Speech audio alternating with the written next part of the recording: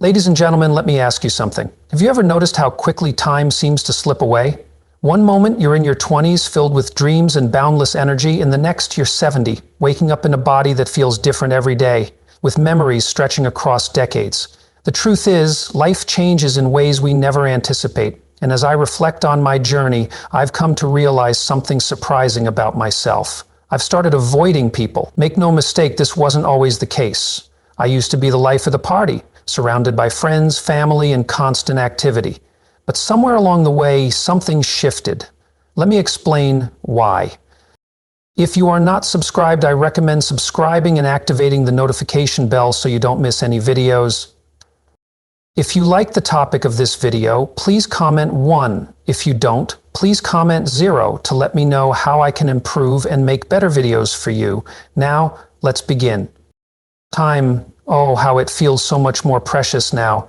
At 70, I find myself in deep reflection about it in ways I never did before.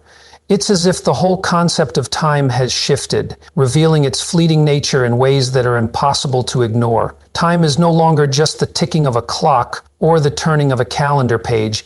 It is now an undeniable companion, a reminder of what I have and what I must cherish. When I was younger, time seemed endless, a river flowing towards some distant, unknown horizon.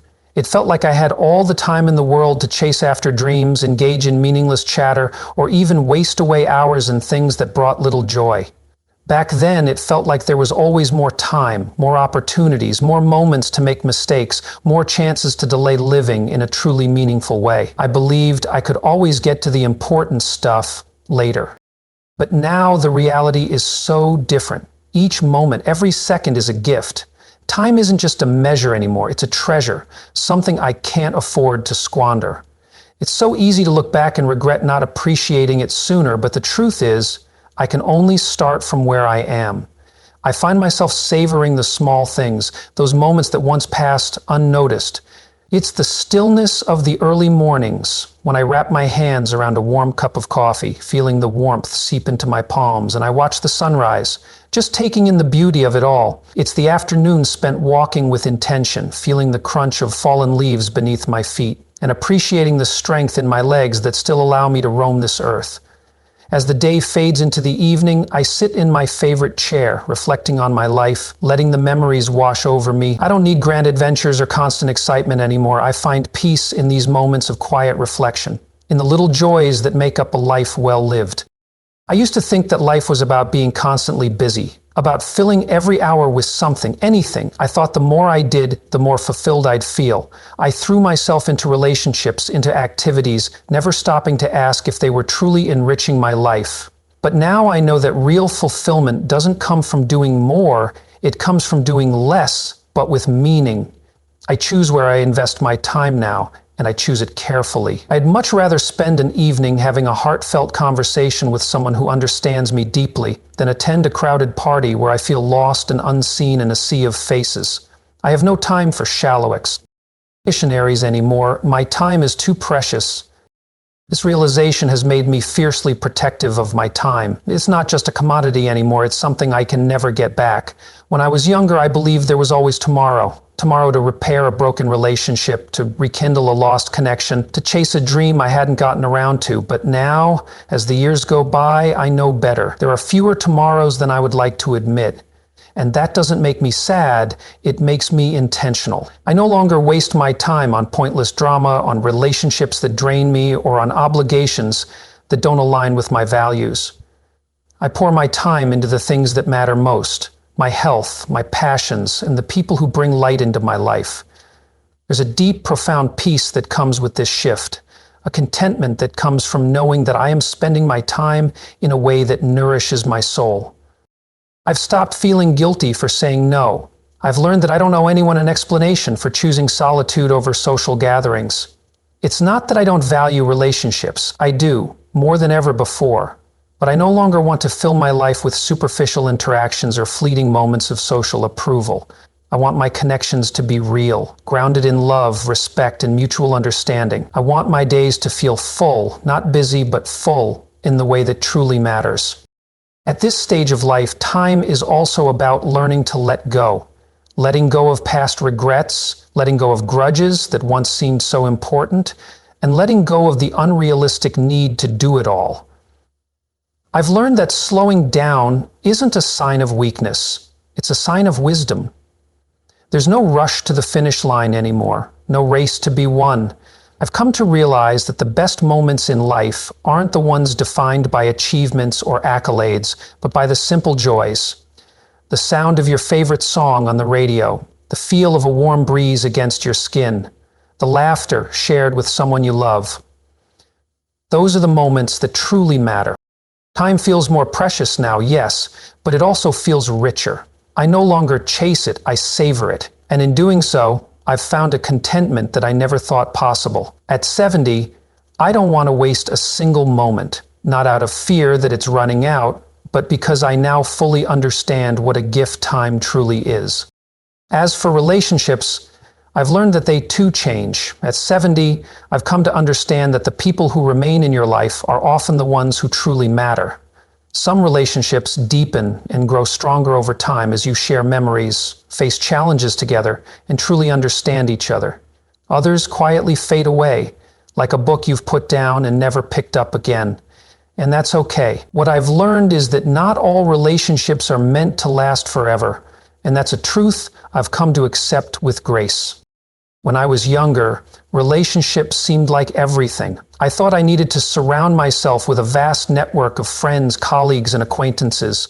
I kept up with birthdays, attended every event, and tried to be the person who kept everyone happy. I gave so much of myself, always trying to keep people in my life, thinking that would make me feel fulfilled. But now I realize how exhausting it can be to maintain relationships that don't give back. It takes energy that I no longer have to spare, so now I focus on the relationships that matter, the ones that nourish me, the ones where love and understanding flow freely in both directions.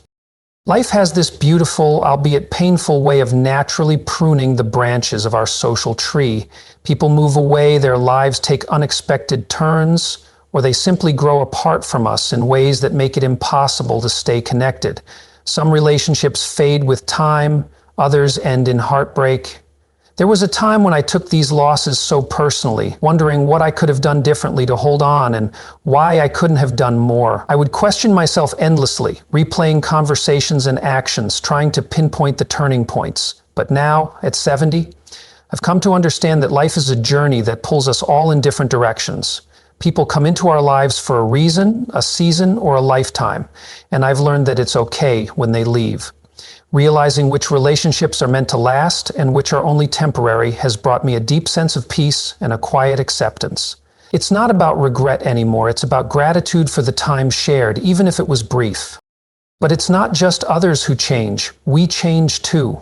As the years have passed, I've changed in ways I never expected. The person I was at 40 or even 60 is not the same person I am now. At 70, I find that my priorities have shifted so much, and those changes have been both freeing and deeply illuminating. I value simplicity now more than ever. I crave kindness in my life, and I long for authenticity in my relationships. Life has a way of showing you what matters, and for me it's no longer about collecting a long list of acquaintances or being in the thick of every social scene. What matters now is quality, deep, meaningful connections. I don't have the energy for drama anymore. I don't have the patience for one-sided relationships where I'm the only one giving only to be drained without any true reciprocity. I used to think being there for everyone made me a good friend, a good family member. But now I realize that true relationships, the ones that endure, are built on mutual respect and care. They don't drain you, they fill you up, they lift you. Some of the most profound lessons I've learned about relationships have come through the toughest moments: heartache, betrayal, and loss. There were times when trust was broken by people I cared for deeply, when loyalty was tested and kindness was taken for granted. These experiences left scars, some shallow, some deep, but they also taught me invaluable lessons. I've learned how to set boundaries and how to recognize red flags that I might have ignored before. Most importantly, I've learned how to value my well-being. Now, I carefully choose where I invest my time and energy. I give it to people who lift me, who give back in ways that nourish my soul, not those who weigh me down or take me for granted. And yet, even with these lessons, I can't deny the occasional pang of nostalgia for the relationships that have faded. I think of a friend who was once like a sibling, a bond so close, but whom I haven't spoken to in years. I think of family members whose lives have taken completely different paths, and though I wish them well, I feel the distance that has grown between us. It's bittersweet to look back on those connections. There's a part of me that misses them, a part that longs for the simpler days when things were easier. But I've come to appreciate those relationships for what they were, precious moments in time, experiences that helped shape me into the person I am today. Sometimes it's okay to let go of the past, knowing it was a chapter that has already closed. As we age, trust becomes more complicated. I've noticed that the older I get, the more fragile trust seems. In my younger years, I trusted so easily. I believed in the goodness of people, in their intentions, in the purity of their hearts. But as life unfolded, I encountered betrayal and disappointment in ways that left me more cautious and more guarded. Trust once lost is so difficult to regain, and at 70, I find myself far more selective about who I allow into my inner circle. I still long for connection, but my heart is wiser now.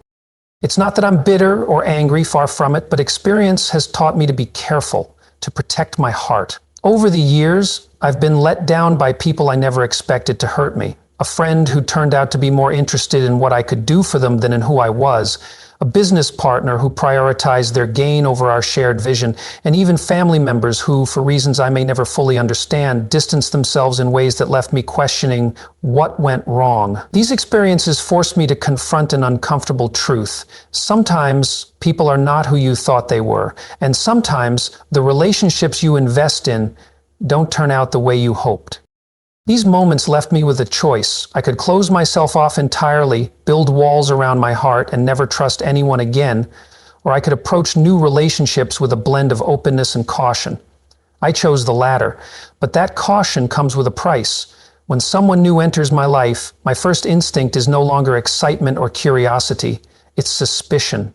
I find myself asking, what do they want? What's their motive? It's not a mindset I enjoy, but it's a necessary one born out of experience.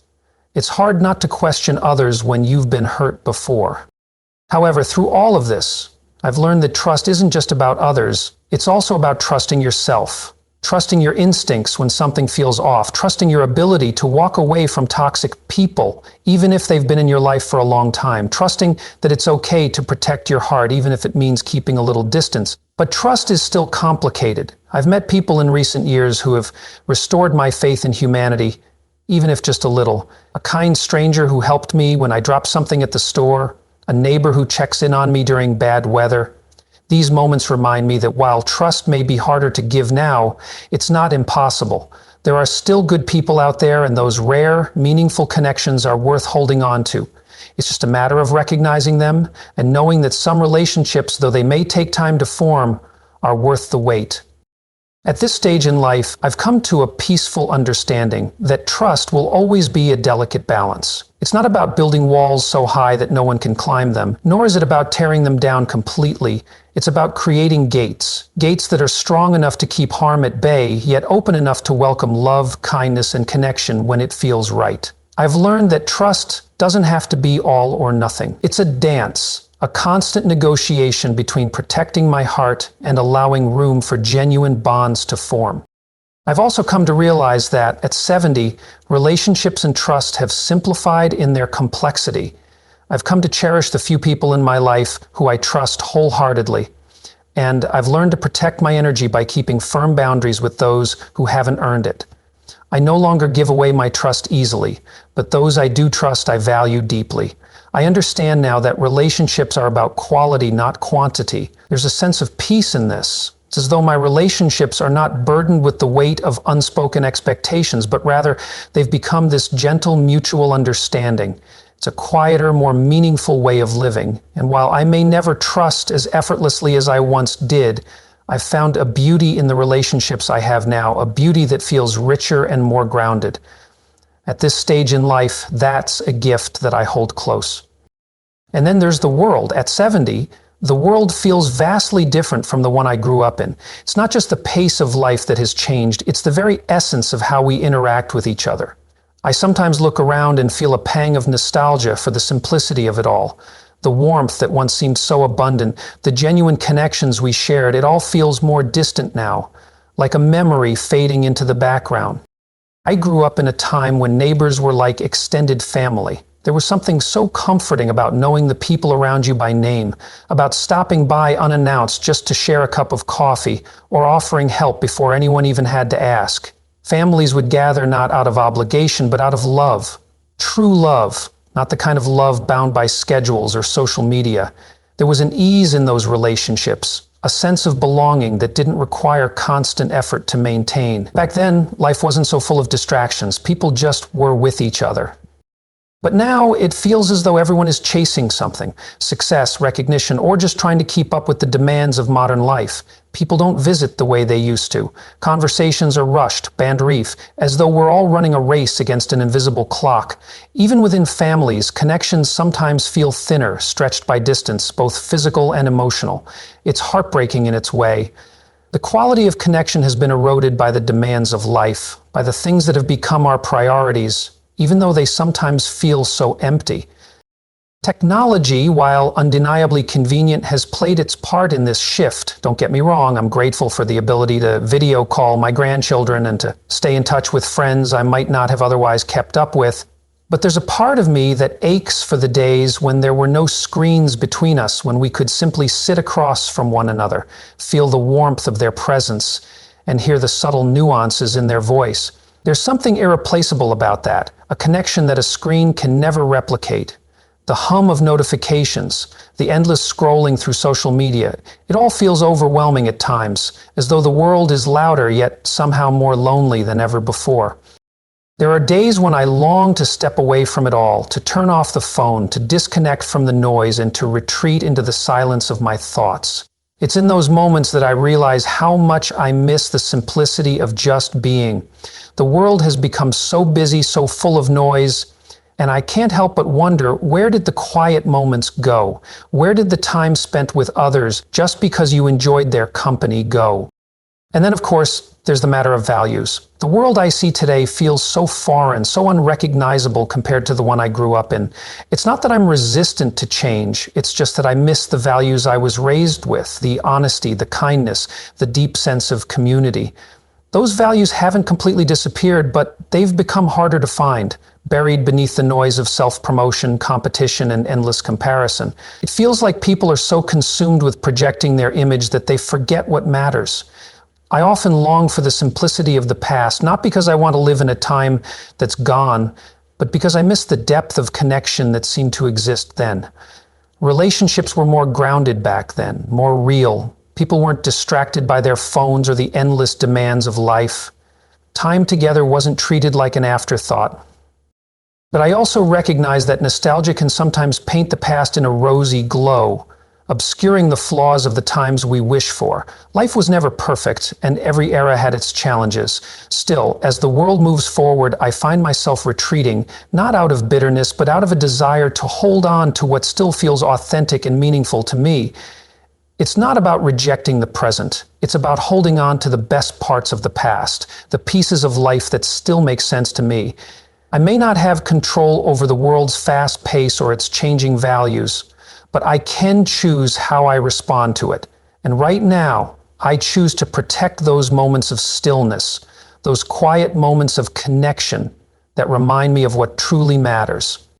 If you are still watching this video and find these lessons useful, please comment 1 below to let me know that you are still here with me. 5. Solitude isn't loneliness.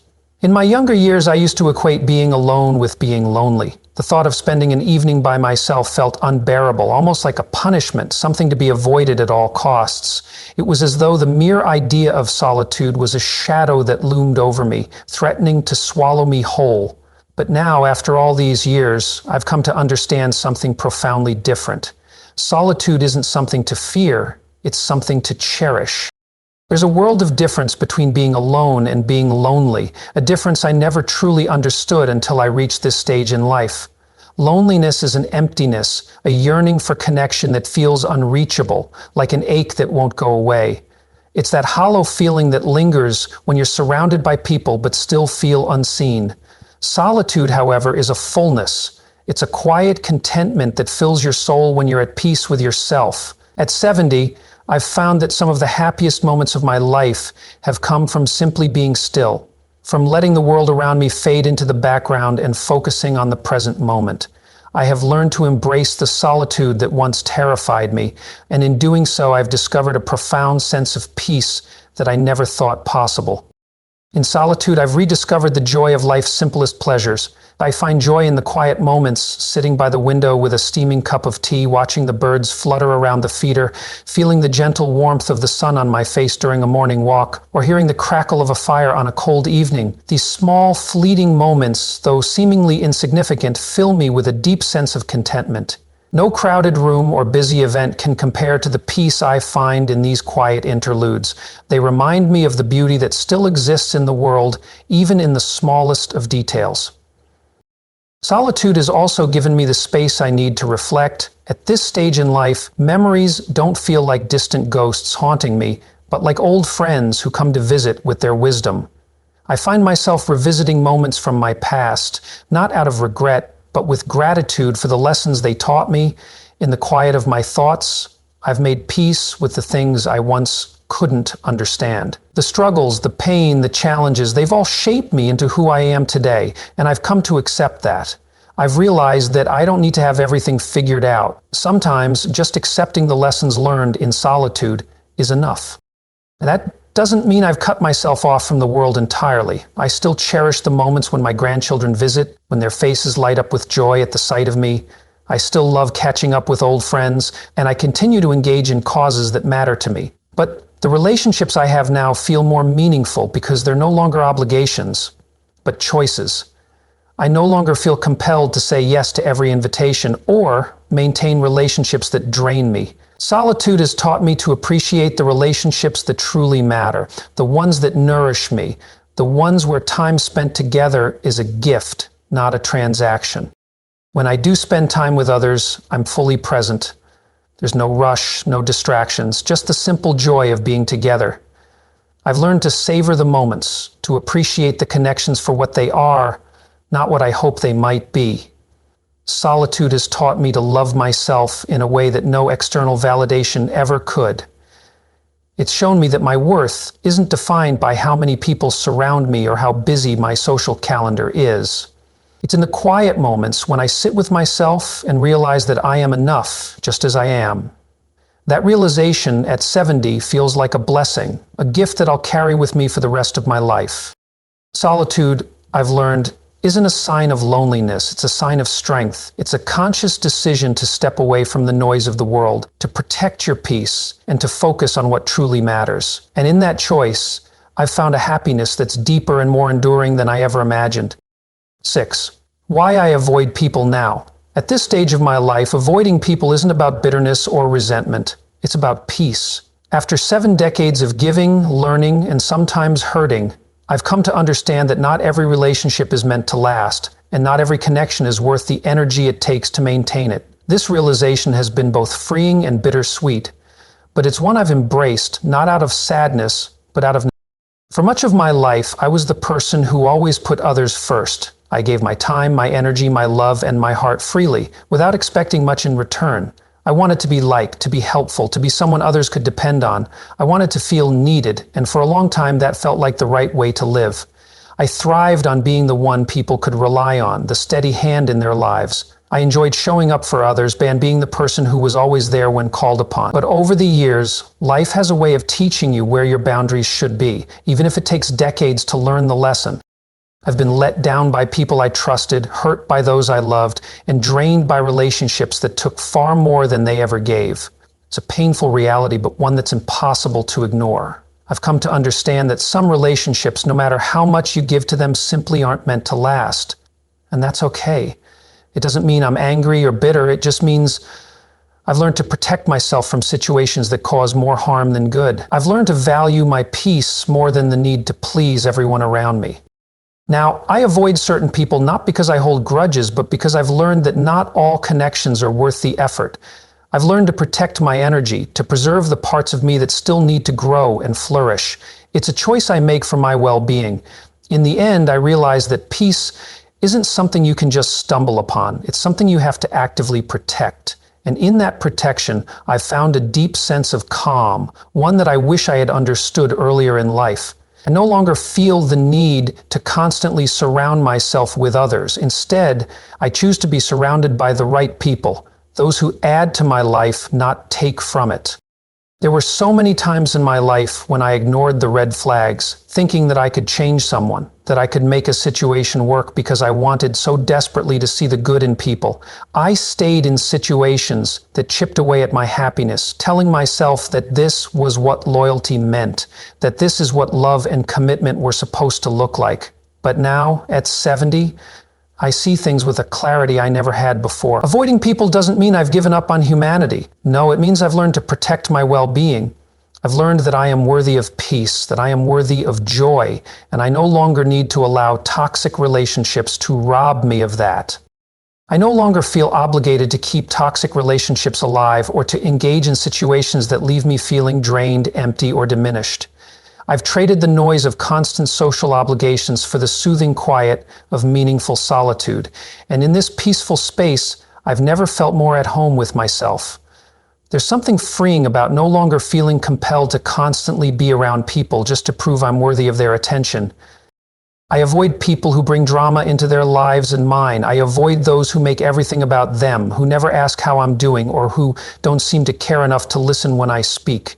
I avoid the ones who take my kindness for granted, assuming it's endless, and most importantly, I avoid situations that make me feel like I'm less than who I truly am. It's not about bitterness, it's about recognizing that I deserve better, that I deserve to be treated with the same respect I give. That being said, this doesn't mean I've shut myself off from the world entirely. I still cherish the relationships that matter, the ones with friends and family who have stood the test of time. These are the people who show up not because they need something from me, but because they care. And those connections, they're sacred to me. I nurture them with all the love I have left to give, and in return, they bring so much light and warmth into my life that I've come to realize that I don't need to cast a wide net. A smaller, deeper circle is more than enough for me. In some ways, avoiding people has allowed me to appreciate the ones who truly matter even more. When I spend time with others now, it's because I genuinely want to, not because I feel obligated.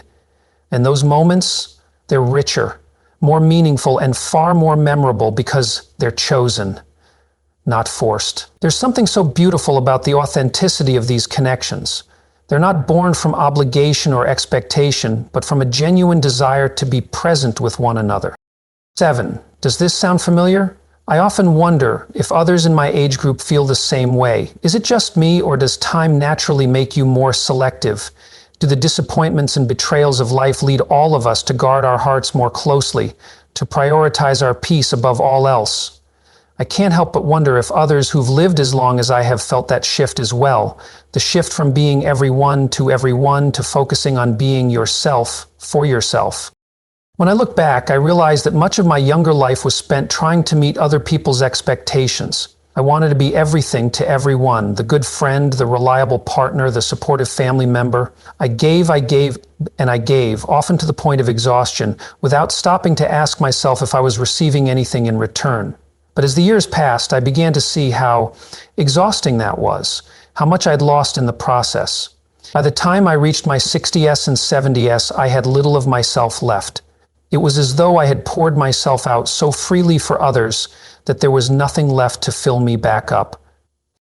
Now, I've stopped apologizing for protecting my time and energy. I've stopped feeling guilty for choosing solitude over socializing. And I've stopped wondering if there's something wrong with me for needing space to breathe, to reflect, and to simply be. I've come to understand that this is not a flaw, it's a form of self-care.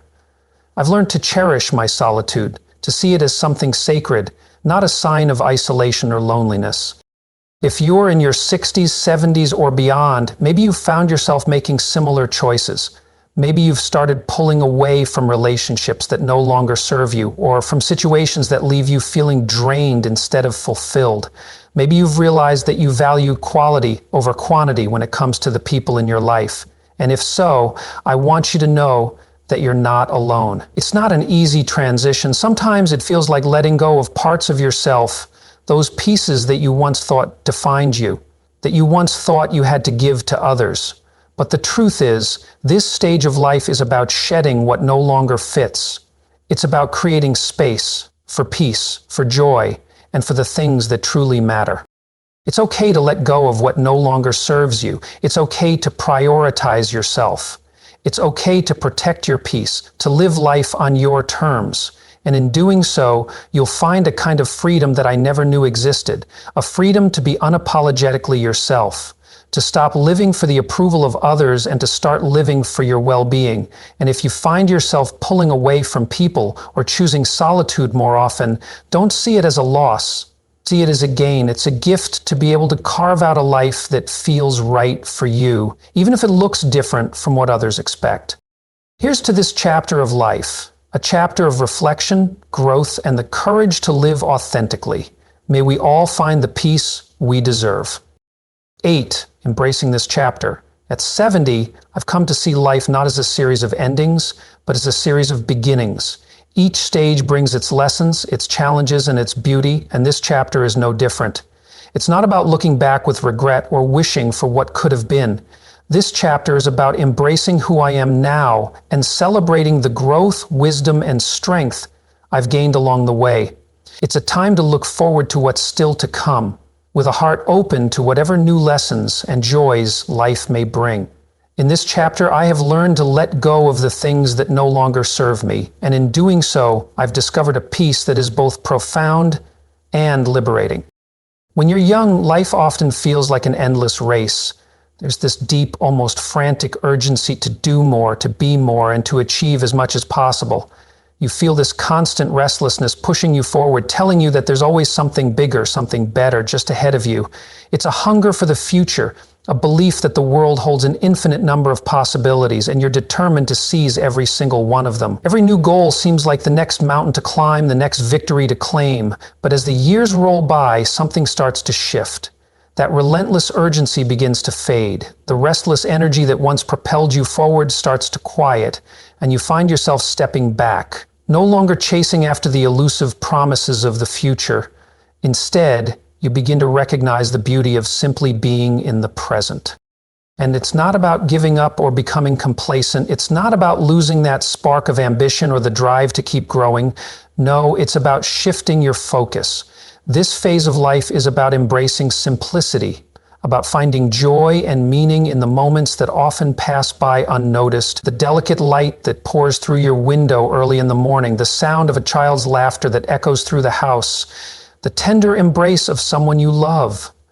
These small, seemingly insignificant moments begin to carry more weight than any grand accomplishment ever could. They anchor you, ground you, reminding you of what truly matters. It's a kind of peace that's hard to explain but impossible to ignore, a quiet realization that the most precious things in life are often the simplest. As I reflect on my journey at 70, I can't help but feel a deep sense of gratitude for the life I've lived. There have been victories that filled me with pride and moments where I truly felt like I was on top of the world. But there have also been failures, mistakes that left scars, and heartbreaks that left me questioning everything. Yet when I look back now, there's no bitterness, no regret, just a profound thankfulness for everything. Every joy, every pain, every experience, no matter how small, has helped shape who I am today. I've learned from every misstep, grown through every challenge, and loved fiercely through every high and low.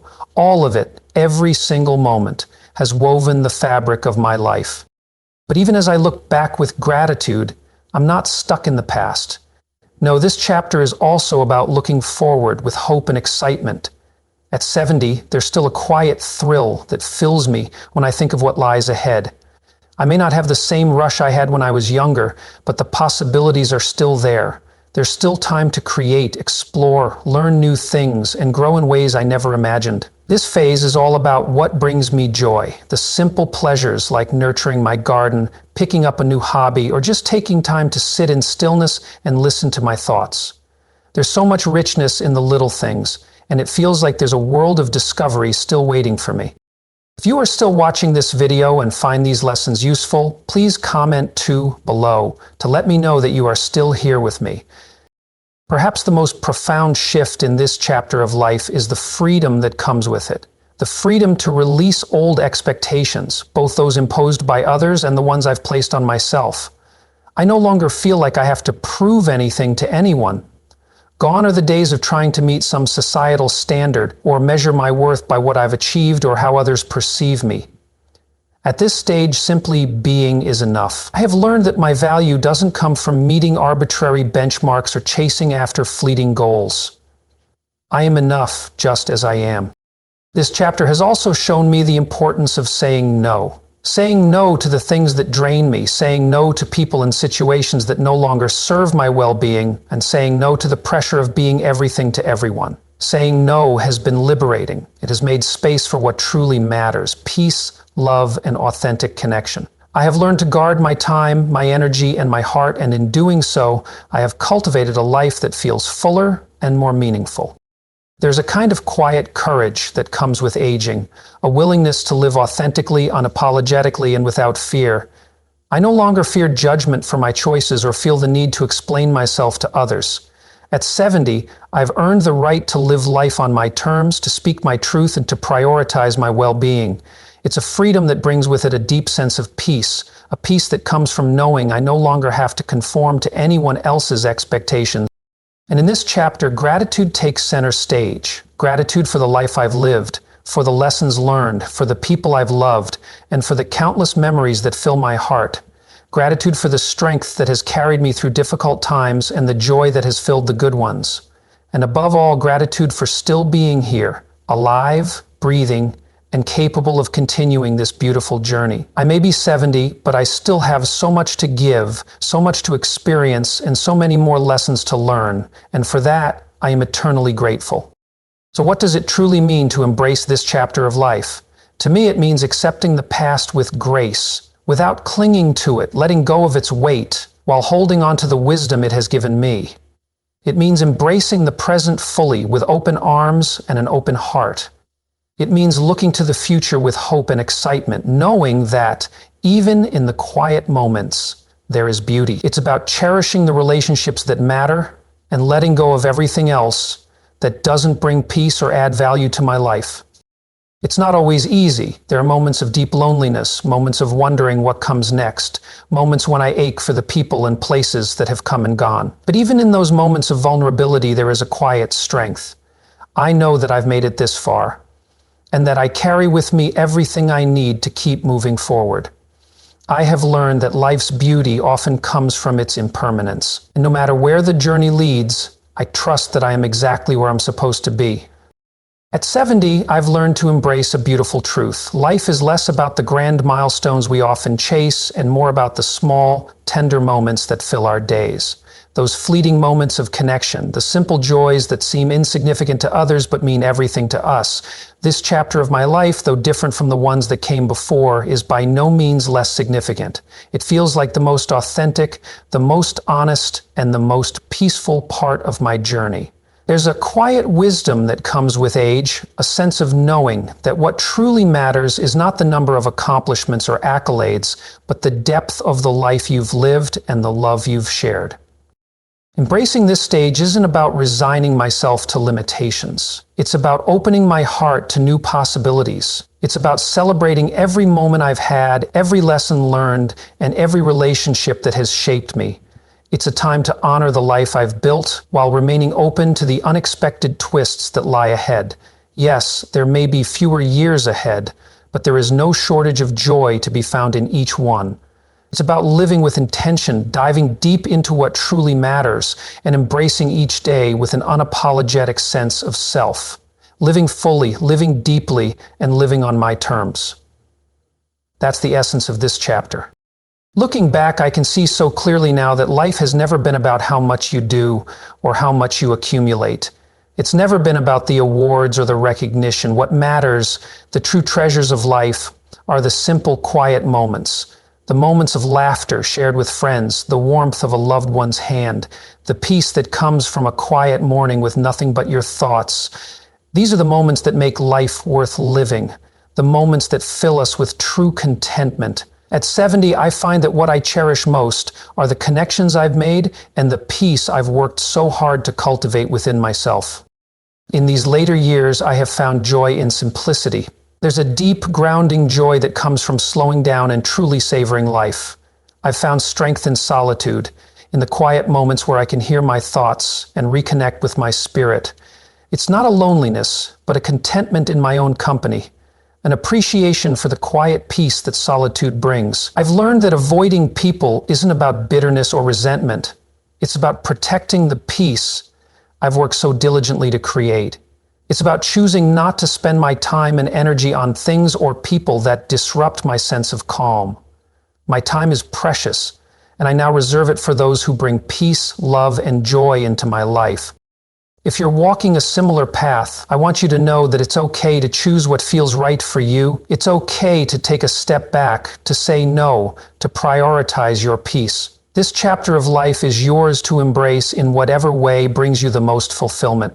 There is no one right way to age, no one right way to live this chapter. It's about honoring your journey, finding what makes your heart sing, and cherishing every moment you have left. Let us not rush through life, but instead savor it, living authentically, unapologetically.